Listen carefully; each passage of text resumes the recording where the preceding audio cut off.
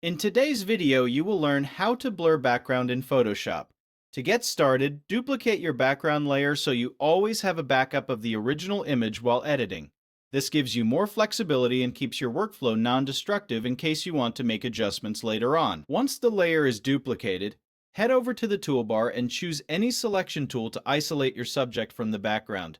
A quick and easy option is the Quick Selection tool because it allows Photoshop to automatically detect edges and separate the subject from the surrounding area. As you paint over the subject, continue refining the selection until everything looks clean and accurate. Pay close attention to the edges around hair, clothing, or detailed areas so the final blur effect looks more natural. After your subject is fully selected, press Ctrl and J to duplicate only the selected subject onto a new layer. This creates a separate cutout of the subject that will stay sharp while the background becomes blurred. Next, right-click on the subject layer thumbnail and choose Select Pixels. This reloads the exact selection of your subject. Once the selection is active, temporarily hide the subject layer and select the duplicated background layer underneath.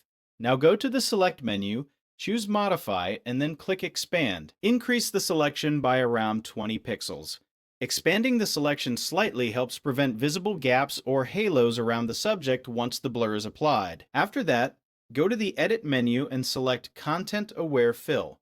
Photoshop will automatically remove the subject from the background area and intelligently fill the empty space using surrounding textures and colors. This step is important because it creates a complete background behind the subject, making the blur effect look much more realistic.